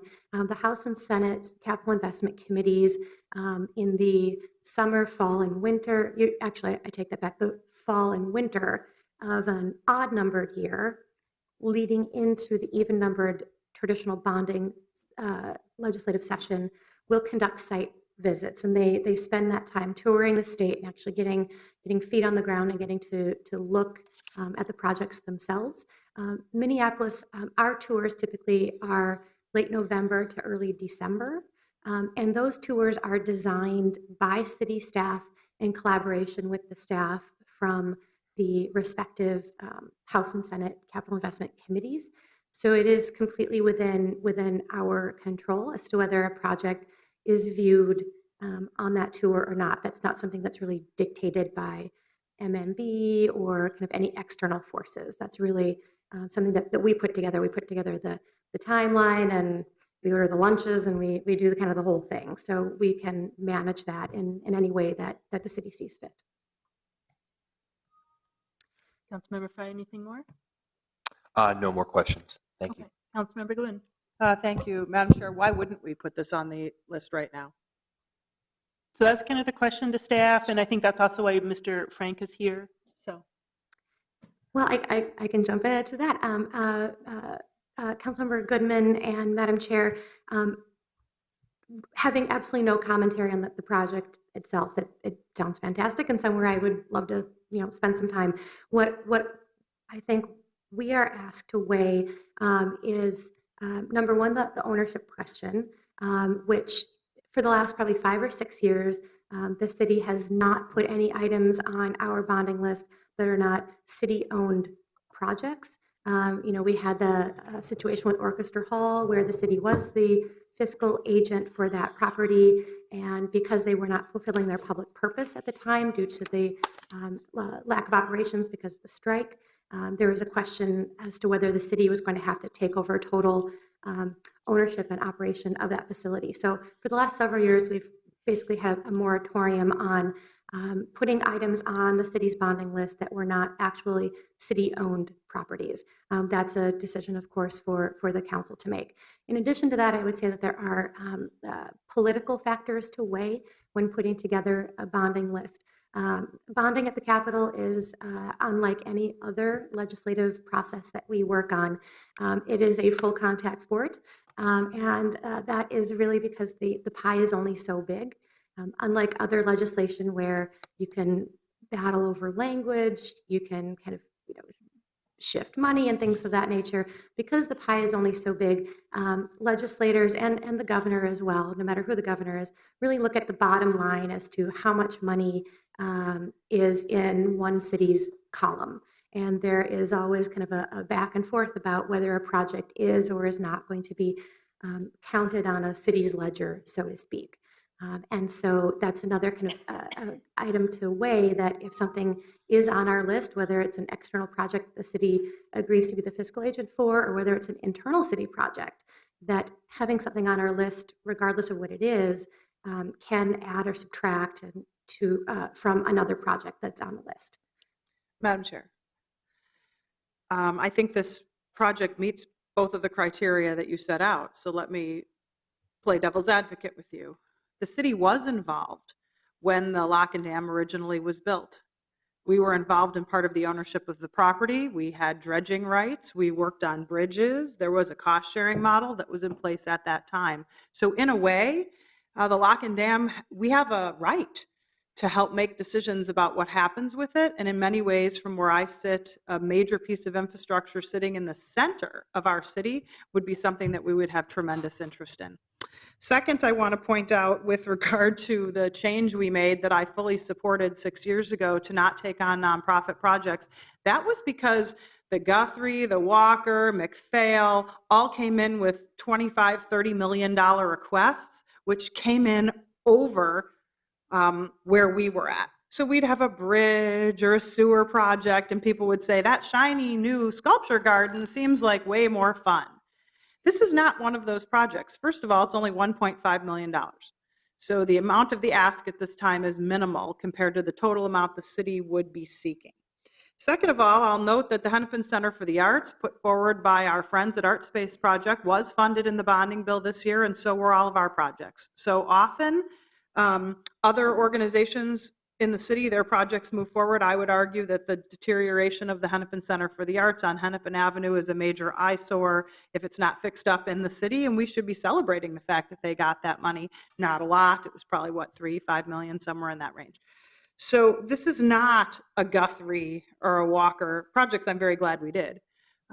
This isn't a $25 million request. This is a $1.5 million request that is not going to, from a financial point of view, take all of the focus off of the Upper Harbor Terminal or any of the other priorities that we have that I totally support. I understand now they are the Central Storm Tunnel Rehabilitation and the Emergency Operations Facility. We could never put enough money into that, apparently.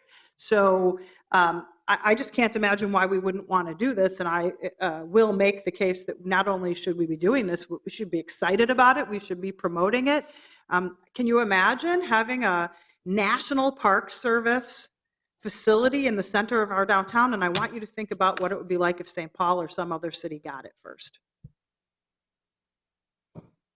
Thanks. And we do have some others in queue, so maybe I'll let them speak. And I didn't know, Mr. Frank, if you had anything additional to add, I'll just note I did have a chance to talk to Mr. Frank this morning.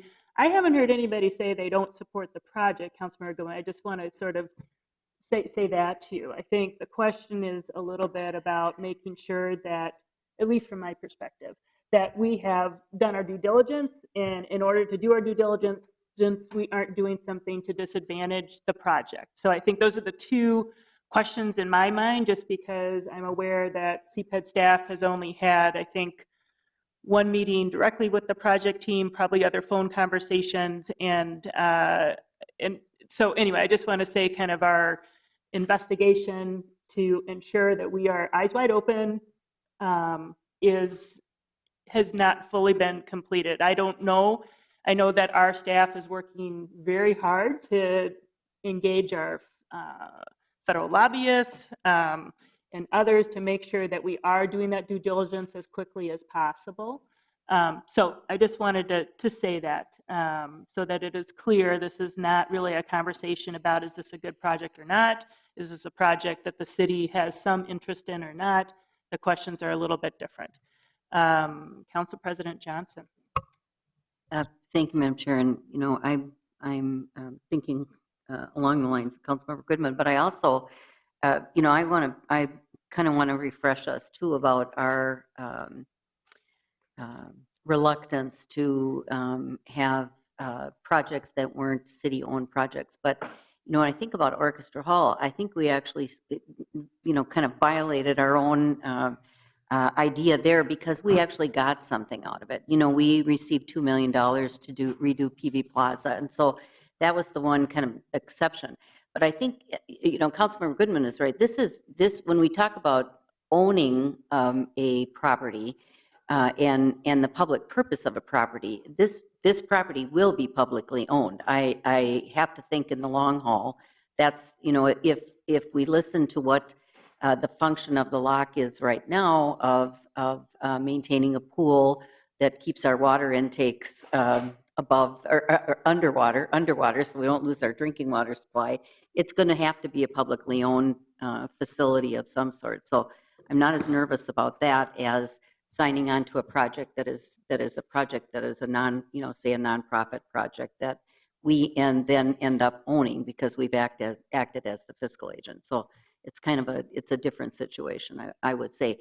I will say that, and I've shared this with people that are working on this project, I do, have concerns. It is $1.5 million that they're seeking at this point for planning dollars, but we know it's a bigger project. It's going to be a very expensive project if we get going on this. And, Ms. Lesh, you are absolutely right. There's only so many bonding dollars, and decisions get made about what's a sexy project, as Councilmember Goodman said. And, we have some very basic projects, and above, the Upper Harbor is, if you go drive by it today, it's certainly, Miss Calvert knows it's not sexy looking. It's got piles of dirt on it, and, the park board is doing tree brush and all that kind of thing. So that's the thing that concerns me about throwing another project on there. But I have to say it's an opportunity. We have this challenge that the locks are closed, and they're going to stay closed. And we have this piece of property that's a really valuable piece of property in our Central Riverfront. I was telling people that when the bridge collapsed, I remember going down and seeing all these TV cameras that were from all over the world and being really proud of the work that we've done on our Central Riverfront to transform it. And this would just be another piece in that transformation. And have us have the ability with this national river, the Mississippi National River and Recreation Area, have an interpretive center, have a base for the National Park Service in our city. When the law was first done in the committee that was put together, they chose St. Paul for the headquarters of the National Park Service. It would be great to see them have a space in Minneapolis for the interpretation of the river. So I think it's a balance, and we should move forward in a way that, again, doesn't disadvantage this project, but moves it forward. Councilmember Quincy, and then I would like to just read what is the suggested motion and talk about what was the intention of the motion, and then we can discuss that and vote. So, Councilmember Quincy. Yeah, thank you, Madam Vice President, and thank you, Ms. Lesh, as always, for putting some meat on the structure and the process for a bonding bill. I guess I'd rather not talk to the validity of the project itself, which I'm very supportive of, especially as it's part of the Meet Minneapolis destination tourism plans, and what we want to do is to make that a vibrant connection. But I do want to talk about, or ask a quick question about submitting a planning dollar request as part of a bonding bill. Is that something that's traditionally done? I mean, it's no capital involved with that, and that's what you can bond for. How do we get planning dollars associated with that? Because as Council President Johnson had mentioned, this is really just a toe in the water, if you will, to something that's going to be much larger.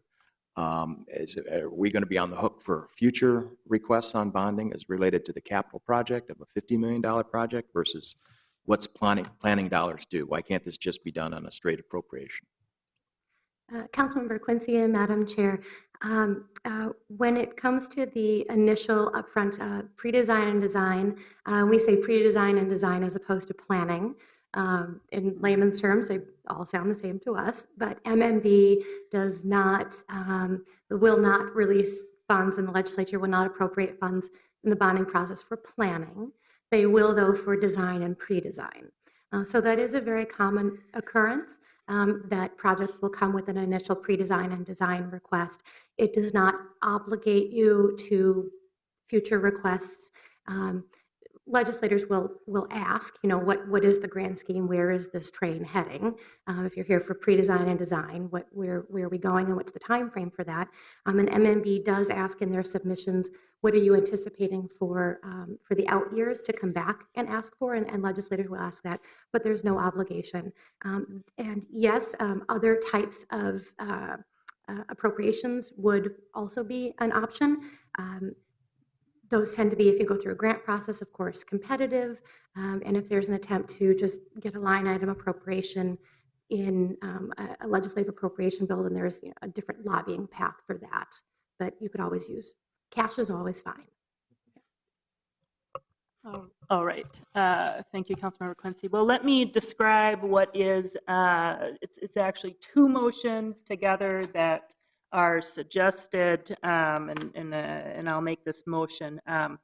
So following our committee meeting, I think the objectives I walked away with were what was a way to reflect support, because it's clear that there's support from several policymakers for the project, and is there a way to do that in a way that kind of formalizes the city's position and starts to put this into our process of how we're able to articulate formal support for a project, but also allowing staff to complete some of the due diligence that will then give us the confidence to kind of step in fully to the project or whatever may be a role for the city. So, and I'll just note, the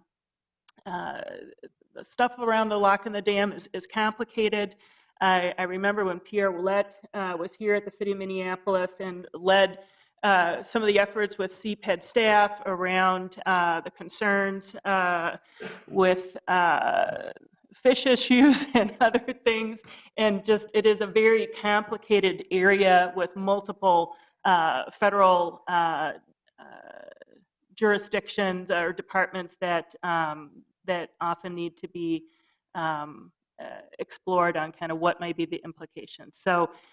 So the motions would be, one, to move to amend the City of Minneapolis's policy positions for the upcoming session and their legislative agenda to include support for the redevelopment of the Upper St. Anthony Falls Lock, and to also direct staff to draft a resolution supporting the redevelopment of the Upper St. Anthony Lock. The second motion is one that is more about directing our staff in a very detailed way to do essentially the work of engaging with the project team, engaging with any necessary federal agencies, as well as city departments to make sure we have done our homework And if we are able to enter into an agreement and get our questions answered, essentially, the motion also anticipates that this project would then be added to the city's capital investment request list to Minnesota Management and Budget for the October 20th, 2017 final submission deadline as the city's fourth priority with a 1.5 million request. So those are the two motions, and again, they were to try to achieve an objective of showing formal support from the city of Minneapolis, giving confidence that the city would be directing our staff to work together with the project team on how to answer any remaining unanswered questions, but also allow the final homework to be done that we've heard from CPED staff and IGR staff would be their preference, at least. So I'll go ahead and move those two together, and then any discussion on those two motions? Councilmember Frye. Thank you, Madam Vice President. So yeah, I do understand that most every single person up here does recognize the potential importance of this project. I mean, we're talking about 5 million visitors on an annual basis, $240 spent by every single tourist that comes down to the central riverfront, and that's on average. And so this is potentially a great economic tool for our city as a whole. Simultaneously, we have the Waterworks project going on. And as far as this bonding request goes, I don't think there is any dispute whatsoever that every single dollar of funding should first be allocated to Upper Harbor Terminal before it goes to anything else. That being said, if and when those projects are fully funded, specifically Upper Harbor Terminal, I don't see any reason that we should not look to the Falls project next on the docket.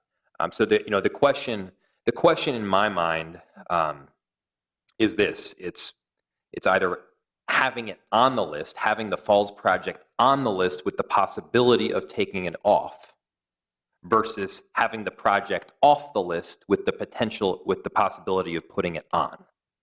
That's the question we're asking ourselves right now. And I think it's better to have it on the list because it is critical right now that we are signaling to the Army Corps of Engineers, to our federal partners, to those that will own it now and will own it indefinitely into the future because they are required by law to maintain it for safety purposes. We need to let them know that we are fully on board. And yes, I haven't, the specific questions as to, I've heard a lot that this project needs to be studied more. It's not totally clear to me what needs to be studied more. We know who owns it. We know they're going to own it into the future. We know that we need the $1.5 million in order to do the pre-design or pre-design, whatever you want to call it. But I don't see the reason not to signal that we could move in this direction. I'm very open to being convinced otherwise, but I just don't understand it. So I might just ask Ms. Lesh, and this is not to argue with you, Councilmember Frye, but you did kind of just pose what's a question of, I'm not sure I quite understand what might be the remaining questions around the ownership. And so, Ms. Lesh, I don't know if you can help with that or maybe illuminate for us what might be questions you might get from legislators or other things that, again, is the point of trying to find, is there a way, what's the right way to show support? Because, again, I want to acknowledge that there is strong support for the project.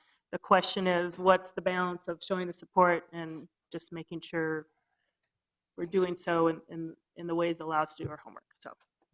Madam Chair and Councilmember Frye, I think to Madam Chair's most recent question, the former on the questions from kind of legislators and ownership and kind of what needs to continue to be studied. The initial question is, do you own the property or do you have lease rights to the property? And so, to keep that momentum going, we would want to be able to say, yes, we have a lease. We've worked with the Army Corps. We're in the process of coming up with that kind of an agreement, that we can for sure say that that's happening. And all indications point to, at least the conversations the Friends of the Lock and Dam have had, that they've reported to us from the Army Corps, is that there is positive conversation in that direction. The Army Corps is in the initial stages of their disposition study. It sounds like that might begin within the next maybe 60 to 90 days. Traditionally, what we've been told is that disposition study normally takes about a year. But again, it also sounds like what our partners are hearing from the Army Corps. We have not spoken to the Army Corps about this, but what they've reported to us is that there is interest in the Army Corps in expediting that process. So once we get to the legislative session, we may or may not have the results of that disposition study at that point in time. But the city would, if the city decides to move forward with that lease, look at what that would be and have agreement then with the Army Corps of Engineers to put that lease together. And MMB does have a checklist that we've been going through that kind of defines what needs to be included in that type of a lease. It needs to be substantially long-term, and there are a whole bunch of other kind of requirements that would need to be in that agreement between the city and the Army Corps of Engineers. And just politically, I just would expect that legislators, MMB won't release the funds if we were successful in 2018 until we do have site control, until there's a lease or ownership or some kind of an agreed upon structure in that regard. And then just politically, we would just want to be able to answer that question that, yes, we're moving towards, we have a lease, we're going to have a lease, be able to answer that question. So Is that helpful, Councilman? it is helpful. And so, I mean, at this point, they're not going to get the funds until they have the lease anyway. And then it becomes very much a chicken or the egg thing, because Army Corps of Engineers is not going to move forward with the lease until they have a clear showing of support through the bonding mechanism. At least that's my understanding. And we can't have the bonding mechanism now until we have a showing of support by the council. So it's very much a chicken or the egg thing, and I don't think that chicken or the egg dynamic is going to change. In fact, just reasonably speaking, it can't. In order to get the support of the Army Corps of Engineers, we need to be on the bonding, but right now we're saying we can't be on the bonding without the support of the Army Corps of Engineers. So, I mean, I think kind of you just need to take the step. And I mean, I guess the question is what would we figure out that we don't know now in the interim months between June and October?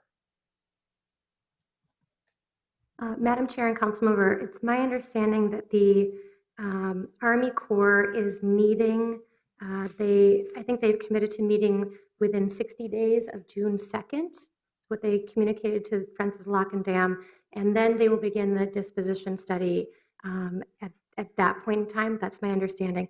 And I would think that between now and then, we could have a lot more conversations. We could start to at least plan what would the city want in a lease? What would the city's role be in that structure? Planning ahead with the expectation that the Army Corps would want to move forward and enter into a lease with the city and move forward with the project or some type of a public project. We could start to plan for what that lease agreement might look like, and at least be able to answer that question in 2018. Yeah, no, and that makes sense. And we can plan and determine how we want to move forward with the lease agreement, regardless of whether it's on the initial bonding list, I think. And so I think we should be doing that. I think we are agreeing to do that regardless of which side of the ledger the Falls project is on. So again, I think it really comes back to the question of whether it's having it on the list with the possibility of taking it off if something that we're not anticipating comes up, versus having it off the list with the possibility of putting it on. And if there's not a clear, I mean, obviously the study will start, but it will not finish by October. In fact, it probably won't even finish by spring of next year. And if that is even on an expedited schedule, and so if that's the case, and they're not going to get the money anyway until the final lease is signed, makes sense. I haven't heard anything yet as to why we shouldn't put this on the ledger now. Again, Upper Harbor Terminal comes first. That is the priority. The other issues and the other bonding requests come first, and they should be fully funded before we touch this one. But I guess I don't understand why we wouldn't. So, I guess what I'll do at this point is I will, and I really appreciate this, staff. Some of these, at a certain point, a lot of this comes down to policy decisions, and you've given us all the information that we could possibly ask for, and thank you. And so I guess what I will move to amend Vice President Glidden's motion to simply include, under item number 1, it says, the second bullet point says, move to insert requested amounts to the existing projects as follows, and it says emergency operations, training facility, central, city storm tunnel rehabilitation. I will add a third bullet point that just says the falls project. And if we want to add that with the possibility of and I will add that we can certainly take it off, just like we could put it on. Councilmember Goodman. Thank you, Madam Chair. It seems to me if Councilmember Frye's motion is properly in front of us, then the last sentence of Councilmember Glidden's point 2 should be stricken. I like the staff direction, so I want to keep the portion that reads up until the receipt of state bond funds and other public financing support, but I would take off then, if the city determines, then it will be added as the fourth choice, because we've already determined it's going to be a choice. So that's probably a friendly amendment, but I think that unless Councilmember Frye disagrees, the staff language on portion 2 is probably acceptable and encouraging. Yes, it is. So I'm a little, And we- Council President Johnson, did you want to speak? I just asked because there's a little few Just, developing just here. and- Madam Chair, I would just point out that I think putting this on our bonding list does not commit us to being the owner of the St. Anthony Falls, the lock and dam. In your presentation, you pointed out that things need to be publicly owned. There are so many partners involved in this particular project that are public entities. We shouldn't be raising our hand at this point and saying, signing on to carrying this as a bonding request commits us to having a lease in place or something like that with the Corps of Engineers. This is preliminary work, and that kind of ownership is something that will be decided long term as a result of this planning process, or what did you call it? The Pre-design and. pre-design and design. So that has not been settled. I want to be clear about that. Councilmember Gordon. I just wanted to be clear then with the motion, we're requesting 1.5 million. Is that right? Was there an amount? Mr. Chair, Councilmember Gordon, yes. All right, I'm supportive. I think this is potentially an exciting project. And Councilmember Bender. Thank you, Madam Chair. I'm not on the committee, and I didn't have a chance to have a briefing about this. I'm just trying to get caught up, but I have maybe a stupid question. I don't understand. So it sounds like Councilmember Frye just said we aren't going to have the information needed to answer the questions that legislators will be asking that's in the staff direction before the legislative session begins. Is that correct? Or I'm trying to understand what the study is. I'm just not sure what information. I'm sort of tracking what the timeline is here, and so I think our staff is trying to tell us that they need to answer questions at the legislature, and we're not, who can say when will we know who owns when will we be able to answer these questions? Well, And maybe I misunderstood. Some of them you can answer. We know now who owns it. It's the Army Corps of Engineers, and they're going to own it into the foreseeable future, even if we sign along some form of lease with them. I mean, they own it. That's not really a question. We are not going to own this property for the long term, regardless of what happens, because they have an obligation to own it and to keep it safe for everything up and downstream. The question, I guess, is how the lease would function and what would be in the lease, which is something that we need to determine in the coming months, regardless of which side of the ledger this project is on. We need to know that we need to negotiate it out. We need to figure out what the relationship is. We need to do these things, period. And obviously, if it's not acceptable for some reason, we don't enter a lease and the project doesn't move forward and it doesn't get funded. All this is doing in my mind is by putting it on the side of the ledger, allowing for the bonding, as opposed to doing it later, is saying, so far, so good. We're on the right track. If something dismantles it, we can take it off in October, just like we can put it on in October. I mean, the differences here are very slim, but they're important just to show that we are behind this project to the Army Corps of Engineers and to the federal government, which is a fairly, at times, opaque entity. And Madam Chair, Councilmember, if I may add to Councilmember Brenner, I think that's an accurate description. The one X factor that we just, are always kind of trying to feel out is how quickly the federal government is going to move. And what we have been told from our federal representation is that traditionally a disposition study takes about a year. But what Friends of the Lock and Dam were told by the Army Corps of Engineers, at least the impression that they got from them, is that they are very interested in expediting that process, and that the project that has been brought forward is very much in line with what the administration is looking to fund, and they are looking to dispose of unused federal assets. And so that timeline might be potentially expedited significantly. We just don't know because it's the black box of the federal government.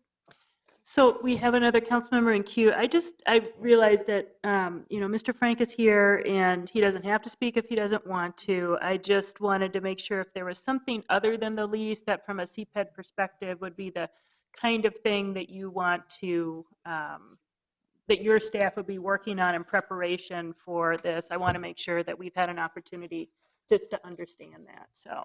Thank you, Madam Chair, committee members. David Frank from CPED. It seems to me, listening to all of you, like you may add it to the list, and I just want to say we can make that work. As someone who specializes somewhat in acquiring property interests in difficult properties, what we as staff would, among the concerns we have staff have had is the kind of conversation we're having right now, where we work for you and you ask us for clear information and we're kind of trying to figure it out as we go. So we are not yet in a position, as you are hearing, on this piece of property and this proposal to answer these pretty straightforward questions. And that has been a large part of our reason for saying maybe the right thing isn't right now. If you're inclined to add it to the list, we will work on it for the next months. We will figure it out and we will have clear answers. Among our concerns has been we don't have those clear answers for you now, and here we are. So thank you. Thank you. I just wanted to make sure we had an opportunity to hear from CPED staff. Councilmember Cano. Thank you, Council Vice President Glidden. So I am in favor of this motion that Councilmember Jacob Fry is bringing forward. I just wanted to say that I'm really excited. I was able to meet with the group, and I'm excited with the connections that it has with the indigenous communities and the water protection movement that we see nationally, internationally, as well as the connections that it can have to our local artistic community like Heart of the Beast and other groups who have been dedicating decades of time to the issue of water preservation, especially as we look at the connections to the Mississippi. So I just wanted to, as a point of clarity, when we're ready to call the question on this and take our votes, if someone could just please read the actual addition, because I know that Councilmember Goodman mentions she wanted to keep part of the verbiage here under number 2, but wanted to strike some of it. So I just wanted to make sure that somebody was able to just read the actual amendment that we're making to number 1, so that it's clear for the record and for the council members voting today. Thank you. So Councilmember Goodman, and then I think that's a question to Councilmember Fry, who made the motion. So he gets to make a motion of whatever he wants the language to be, and we'll listen to him then. Councilmember Goodman. Thank you. 20 some odd years ago when I joined the council, I remember a group of people in the Cedar Lake Park neighborhood saying they wanted to create a commuter bike trail into downtown Minneapolis. People thought they were crazy, right? You're going to acquire property from all these different people, and the Federal Reserve was a problem, and the Colonial Warehouse was an issue, and Hennepin County had to help, and they said, city, we want you to join our vision. And even before biking was super popular, the city came on board and said, we love that vision. We didn't say, well, there's a problem acquiring all the property. We're not sure if we're going to be able to get the federal money, and we don't think we can get this done. It might take a really long time, and all this private money needs to be raised. One of the things we get to do in this job is be leaders on big picture projects and issues, and the Cedar Lake Trail into downtown is a perfect example and almost an exact parallel of what we're talking about today. We ended up needing to get federal funding. A lot of private money had to be raised. We needed to acquire land from more than 25 different property owners. We couldn't figure out who was going to build it. We didn't know who was going to maintain it. We had no answers to any of these questions, yet a very committed group of residents who now are the Cedar Lake Park Association stepped up and made that happen. I see this as very parallel to that. Yes, there are a lot of questions left to resolve, which is why I made a friendly amendment preserving Councilmember Glidden's language under number 2 up into the words financing support. I do think it's important, and agree with Council President Johnson and Councilmember Glidden, that we work to figure out what the ownership would be, what the operational structures would be to meet the mandatory requirements of the state with regard to bonding.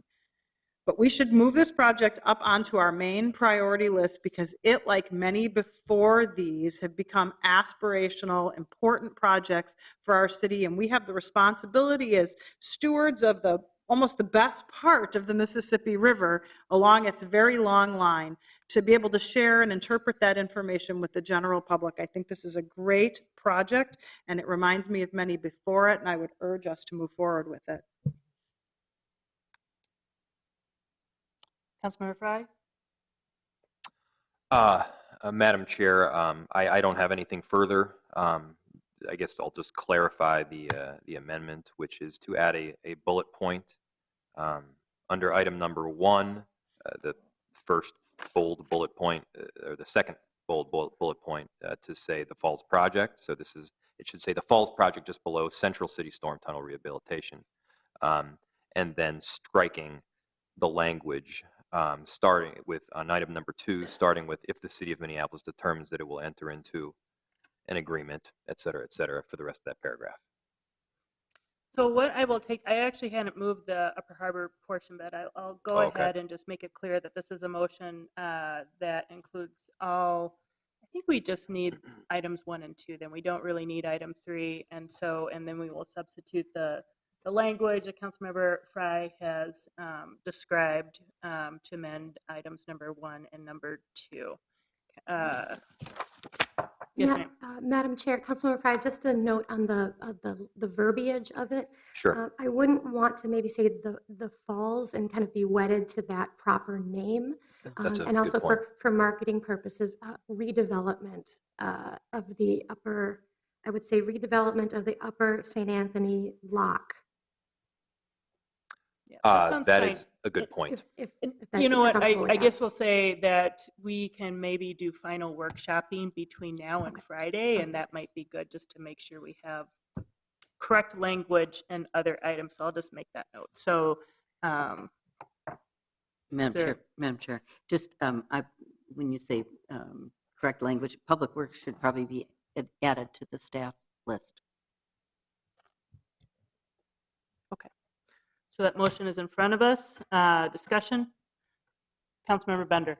Thank you, Madam Chair. I know we've had a lot of discussion about this. Maybe I'm belaboring the details, but so I just want to be clear that the removal of these last couple of phrases is us essentially saying that we, although we have a policy that says we only as a city add items to the IGR agenda that are city-owned, because this is publicly owned, we are going to make an exception in this case. Is that the sort of policy implication, or did I misunderstand that? Yeah, early part so of the let me discussion? just clarify, Councilmember Bender, we do not have a policy that says that. There is a requirement for the legislature to grant your project that it meets certain state requirements. And so this was our staff description of those state requirements. I think there's still a little bit of investigation too on what does it mean to submit when it's for a public entity, but we're submitting it. And so we're making, traditionally how that's been interpreted is that the submitting entity would have ownership or 100-year lease or something like that. So there may be some further investigation of that, as well as whatever the work is we're going to do on this lease parameter. But that's a state law requirement, as opposed to us saying we have a policy before we put something on our list. So, and that's why we may need to take it off the list if our further work doesn't fully pan out or whatever. So does that answer your question? Yes, thank you, because that was the second part of my question. So Okay. I think maybe a council member referred to a policy, maybe it was just more of a kind of working understanding of what we normally put on our agenda. Okay, and so then if we don't work out that second part, which is actually the first part in the staff direction, then we'll just take action in the future to amend our IGR agenda to reflect that. That would be right. All right, so any further discussion on the motion in front of us? Seeing none, all in approval, please say aye. Aye. Opposed? That item passes. All right, so I'll just note we are at 12:22, and so I will ask if there are other significant items that committee chairs feel necessary to enumerate for us. Councilmember Goodman.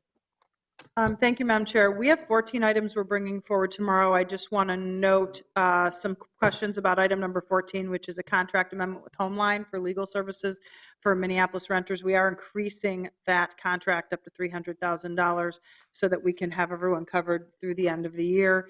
I also would note there are a number of grant acceptances. Item number 10 is a really notable item. Many of you probably heard about the Red Lake Band of Chippewa Indians coming to the city of Minneapolis to build an affordable housing project. And they didn't make it through the Affordable Housing Trust Fund process, but they did make it through the pipeline. And the chairman of the Red Lake Band of Chippewa will be here on Friday to see us pass this allocation towards their project. And I would like to have the opportunity to introduce him on Friday as well. So those were of course, all of the items are very important, but those are the notable items.